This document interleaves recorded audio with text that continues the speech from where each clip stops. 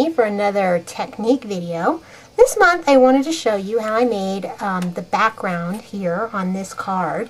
The technique that we're going to be doing today is called a dragged plaid.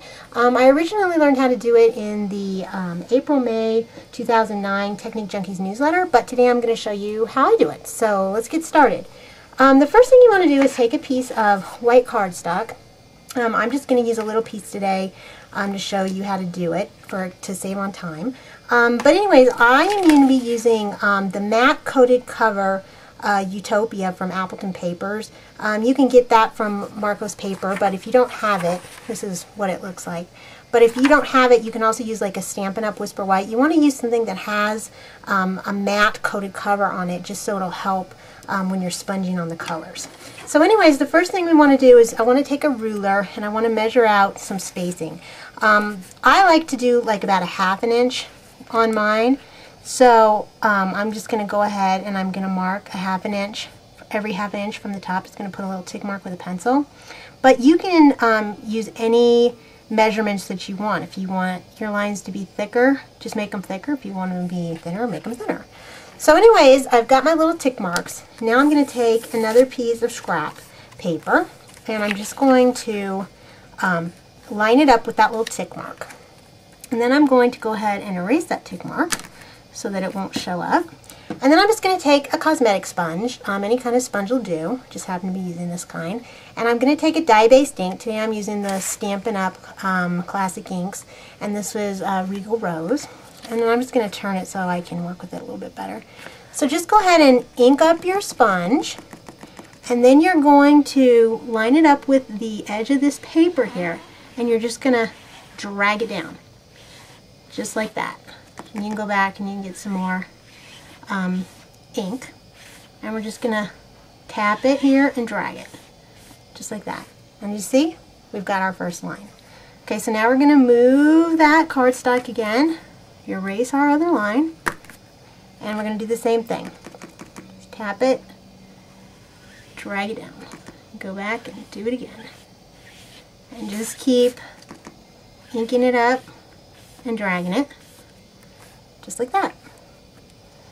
And we're going to go down to this one, doing the same thing. Just keep it lined up with that free edge and just bring it down. Just drag it right down. Let's see, I think we've got 2 more to go here. Flip it over. And there we go. Just like that. And I think we got 1 more. Just like that. Tap, touch it to the edge, and drag it on down. Just like that. Okay, now we've got that done. Let's turn it 90 degrees. Let's go back with our ruler. And this time we want to go this way with our ruler. And we want to go in another ½ inch again. So we're just going to mark ½ inch all the way down, like that. We're going to go back in with our scrap piece of cardstock again, line it up, erase your tick mark. This time I'm going to be using the Certainly Celery.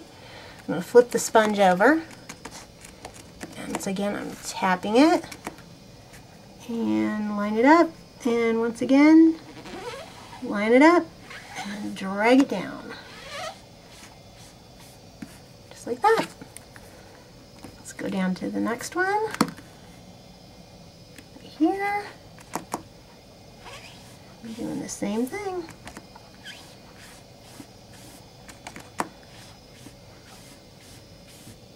And a couple more.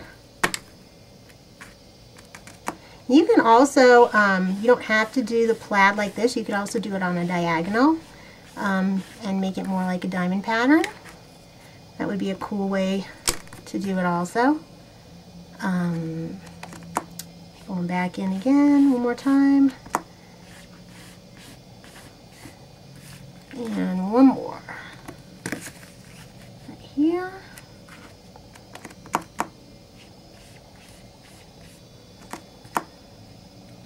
just a little bit. And there you go.